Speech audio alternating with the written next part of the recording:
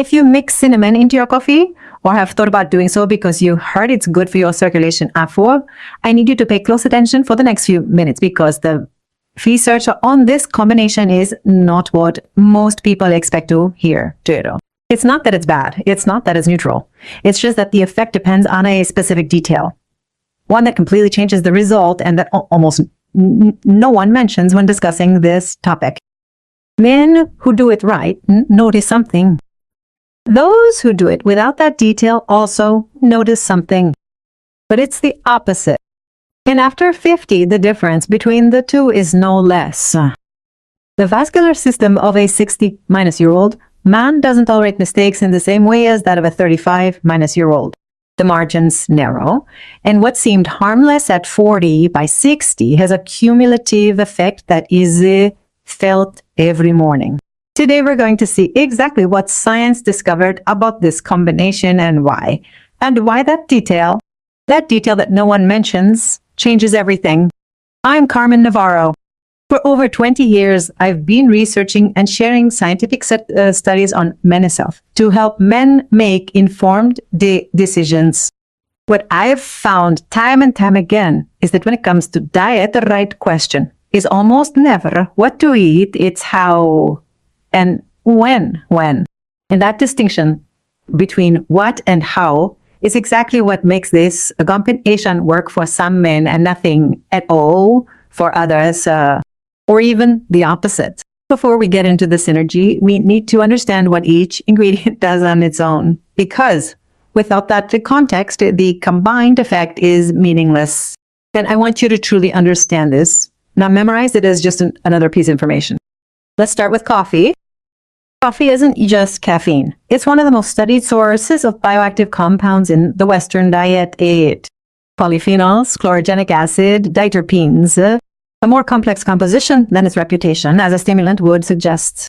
And that complexity is exactly what makes it interesting from a vascular perspective. Its effect on the cardiovascular system, and especially on small vessels, what we call microcirculation, is one of the fields that has received the most scientific attention in recent years. Not because coffee is a medicine, but because its consumption is so widespread and so constant that the cumulative effects become visible in population studies. What happens in the first 20 minutes after drinking coffee is well known. There is an activation of the sympathetic nervous system, a slight increase in heart rate, and initial vasoconstriction effect. The vessels contract briefly, followed by compensatory vasodilation. The body recalibrates, as it always does when it receives a stimulus that it recognizes as relevant. But there is a compound in coffee that almost no one mentions when talking about circulation, and that compound is chlorogenic acid. Research indicates that chlorogenic acid can modulate the response of the vascular endothelium. The endothelium is the inner layer of blood vessels, a thin membrane just one cell thick that controls whether a vessel opens or closes efficiently. It is literally the interface between the blood and the tissue that surrounds it. When the endothelium receives signals correctly, blood gets to where it needs to go. When it starts to lose that sensitivity, something that research associates with the passage of time and accumulated low-grade inflammation, the vessels respond more slowly. And then the slowness is noticeable, and it's felt in the cold extremities upon waking, even if the room isn't cold. In the heavy legs at the end of the day, as if they were made of another material, in that feeling that the body takes a long time to start up each morning, even if you've slept the usual hours monthful. Now, and this is important, only coffee has a limit. In high doses or daily consumption without counterbalance, it can increase arterial stiffness. In men over 50 with borderline high blood pressure valid, this effect can be more pronounced than desired. Coffee activates and prepares the system, but it doesn't sustain this effect on its own. For it to go further, it needs something that works together with it at the same time. And that's where the second ingredient comes in. But before getting to the synergy, you need to understand what the cinnamon brings to the equation. Cinnamon has been around for centuries in the kitchen. It appears in recipes, remedies, and traditions from almost every culture, but its presence in research on vascular function is much more recent and much more specific than its popular reputation suggests. The compound that appears most often in studies on cinnamon and circulation is not its aroma or flavor. It is cinnamaldehyd, the molecule that gives it its warm and penetrating characteristic O, along with a series of polyphenols that act on low-grade inflammatory mechanisms. Research on cinnamon indicates that its active compounds can influence insulin sensitivity, blood viscosity, and vascular endothelial function. Are three factors that after 50 almost universally begin to operate less efficiently, not because the body breaks down, but because internal regulatory processes become slow, more costly, and more done and more dependent on external context. And that is exactly what makes cinnamon an interesting ingredient for this age group, not as a single solution, but as a variable that acts on mechanisms that are already changing anyway. But there are two major limitations when taken alone. First, high doses of cinnamon can be irritating to the gastric mucosa. Taken without context, without food, without the system prepared, it can generate a stress response that counteracts part of the intended effect. Second, and this is the most important, not all types of cinnamon are the same. There are two main varieties that reach supermarkets: Ceylon cinnamon, also called Roland but true cinnamon, with the scientific name Cinnamon verum, and house cinnamon, which is the most common, the cheapest, the one sold on mozzarella and most shelves without specifying its origin. The difference between the two is not just the flavor or the price, it is the profile of active compounds. And that difference changes everything when we talk about cumulative effect and long-term vascular health. But to understand exactly why, you first need to see what happens when the two, coffee and cinnamon, are in the same glass. When the cinnamaldehyd in cinnamon meets the polyphenols in coffee, what happens is not an addition, an interaction, a conversation between compounds. That recent research is beginning to document with more precision. Coffee activates the endothelium, preparing it, making it ready to receive an external stimulus. In this context, cinnamon reaches an already active system and acts on something else low-grade inflammation that silently affects the efficiency of the vessels. One works on activation. The other works on the brake that hinders it. Studies on combinations of bioactive compounds indicate that the simultaneous presence of certain polyphenols can enhance the absorption and effect of individual active compounds. Each one does something that the other cannot do alone, and together, that effect is qualitatively different from the sum of the two separately. And in the specific case of cinnamon in hot coffee, research indicates that the heat of the liquid favors the release of cinnamaldehyd from the ground cinnamon, which means that the synergy is not only chemical, it is also physical.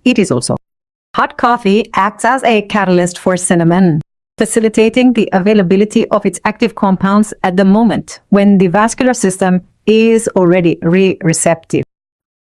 One activates, the other modulates the inflammation that hinders it, and together, at the right time, they can achieve something that neither can achieve separately.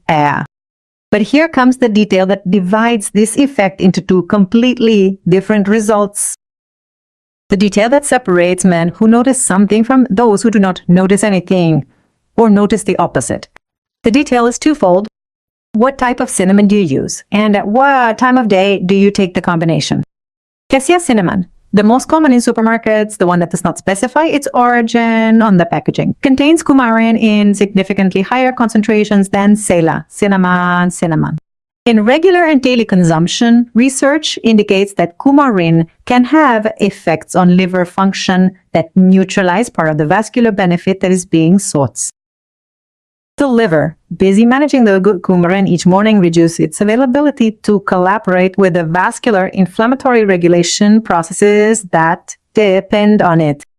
Ceylon cinnamon has a significantly different coumarin profile, much lower coal concentration, and therefore a different daily use profile, more compatible with the logic of sustained daily habit, which is where this combination has its real effect. Regarding the timing, the synergy with the endothelium seems to be more relevant when the combination is taken with food. On an empty stomach, the impact on the gastric mucosa can generate a gas stress response that counteracts the desired vasodilator effect. With breakfast, the release of compounds is more gradual. The digestive system does not activate alarm signals, and the synergy has the appropriate physiological context to express itself. So the right question is not whether to mix cinnamon in coffee. The right question is which cinnamon to take when. And that is exactly what Antonio did not know. Antonio was 62 years old. He was a merchant in Zaragoza, and he had been adding cinnamon to his coffee for almost 2 years.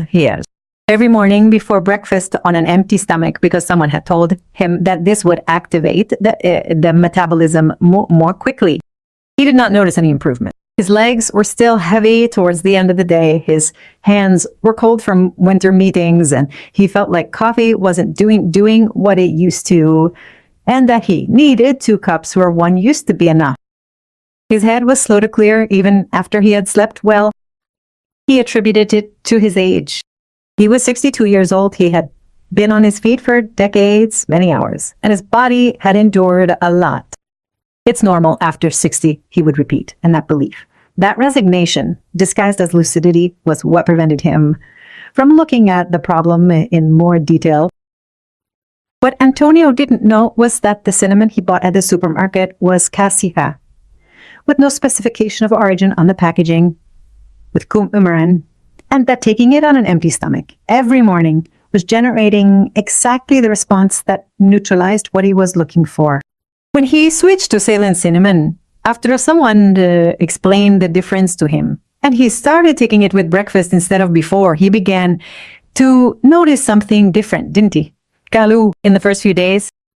After 3 weeks, he noticed that he would arrive at the end of the afternoon without that usual weight in his legs. Not always, not with the same intensity every day, but with a frequency that he hadn't had in months. I thought it was a coincidence. He later explained that perhaps there were other factors, that perhaps he had rested better that week. It was no coincidence.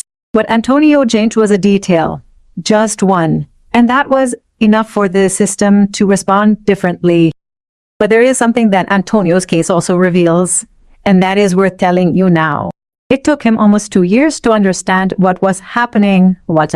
2 years of taking cinnamon every morning, convinced that he was doing the right thing.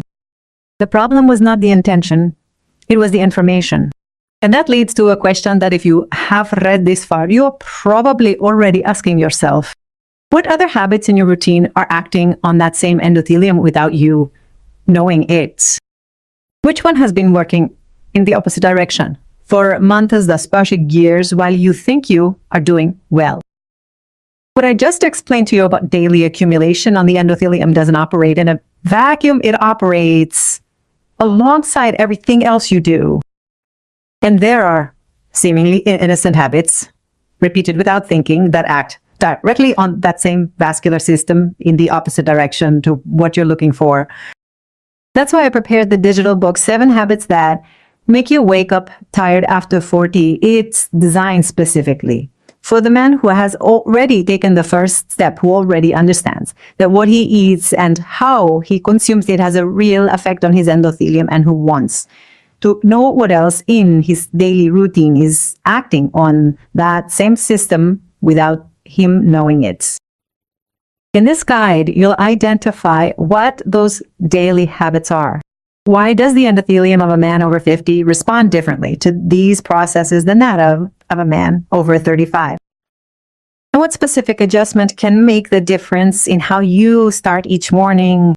And there's one habit in particular, one of the 7, that's directly related to low-grade endothelial inflammation. Most men repeat it, convinced that it's helping them. It's exactly the kind of detail Antonio would have needed to know 2 years ago. When you see it, you'll recognize it. I left the link in the pinned comment. Check it out. Try Ceylon cinnamon in coffee with breakfast, not before, for 7 days, exactly as I explained. And come back here and tell me what you noticed. I'll be reading every comment.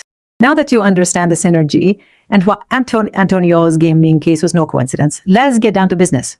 Because understanding the mechanism without knowing how to apply it isn't much use. The first point is the type of cinnamon. We've already mentioned it, but it's worth making it absolutely clear. Look specifically for Ceylon cinnamon. The packaging should say Ceylon, or Cinnamomum verum. Those are the words you're looking for. If the packaging just says cinnamon without specifying anything else, assume it's cassia. In most conventional supermarkets unspecified, cinnamon is cassia. Yeah. Ceylon is usually found in herbalists, health foods, stores, or online, and its price is somewhat higher, precisely because its active compound profile is different. The second point is the amount. It is not about loading your coffee with cinnamon. A small amount is enough for the cinnamaldehyde to be present in a relevant concentration. Half a teaspoon as a practical reference, no more or less. More does not mean a greater effect. And in some cases, more can mean gastric irritation, especially if you're mucosa sensitive to intense stimuli aikatim akitonasarilidai. The third point is the time. With breakfast, not before. Coffee with cinnamon taken on an empty stomach activates a gastric response that can counteract part of the vasodilator effect we're looking for. With food, the release of cinnamaldehyde is more gradual and the system receives it in more favorable conditions. It does not have to be an elaborate breakfast. Just something is enough. The goal is for the stomach to not be empty when the combination arrives. The fourth point is the frequency. It can be daily if tolerated well.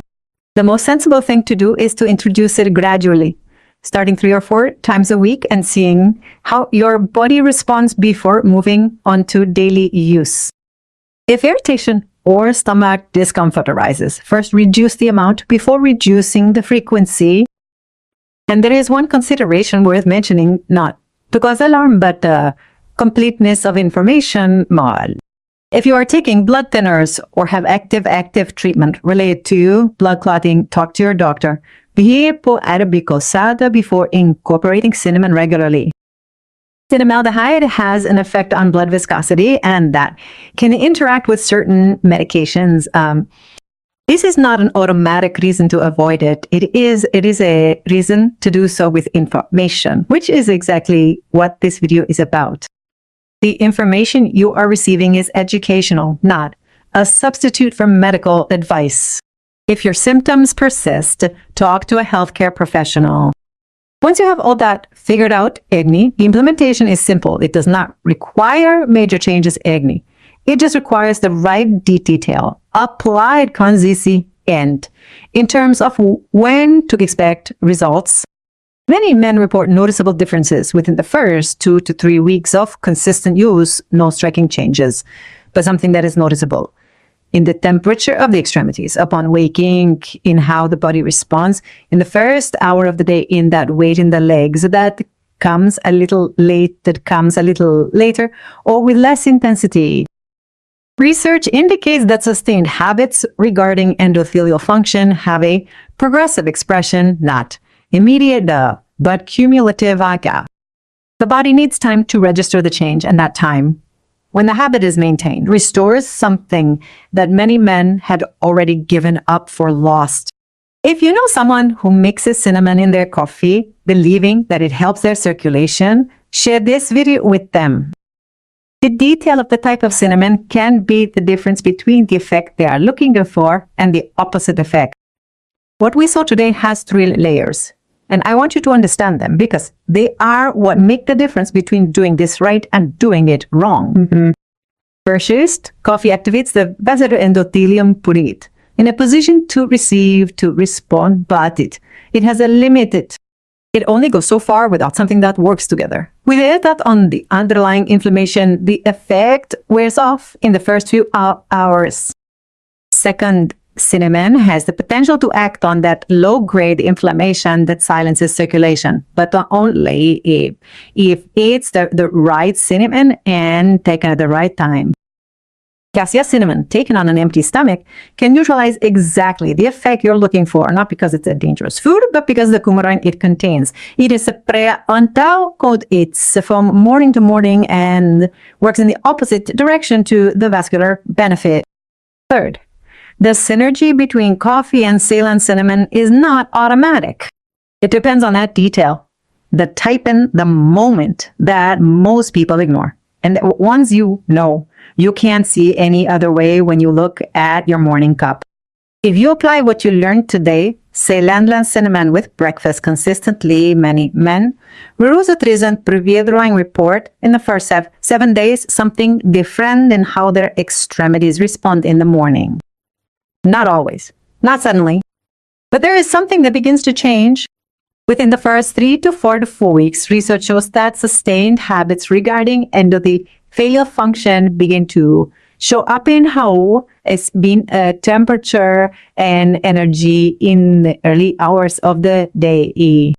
And after 60 to 90 days, if the habit is maintained along with what science calls a coherent global context, without contradicting it with other habits that the body silently pays for, many men report reaching the end of the day with a different weight in their legs, not necessarily the same as before, but a different one than they were before.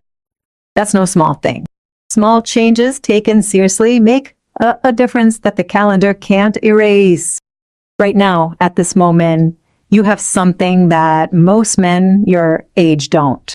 You know exactly what's happening in your endothelium every morning, and you know what variables affect it. That's information that doesn't get forgotten. But there's one question that you still haven't answered, and it's the most important one of all. Which of the habits you repeat without thinking about it is hindering what you just learned? Which one acts on that same endothelium in the opposite direction? And what has been silently taking its toll on you for months, perhaps years? Every morning you take your time to get started. Get the digital book, audiobook, 7 Habits That Make You Wake Up Tired After 40 Now. In these pages, you will find the daily habits that most frequently feed that silent endothelial inflammation in men over 50, including one that is directly related to what we explained today, and that many repeat convinced that it is helping them. Oostbolmem. I left it in the pinned comment. Enter now before tomorrow's morning arrives like all the others. I'm Carmen Navarro. See you in the next video. Take care of yourself, get informed, and remember what you know today can change how you feel tomorrow. Important note, this video is for informational and educational purposes only. It does not replace professional medical advice. Always consult your doctor before making changes.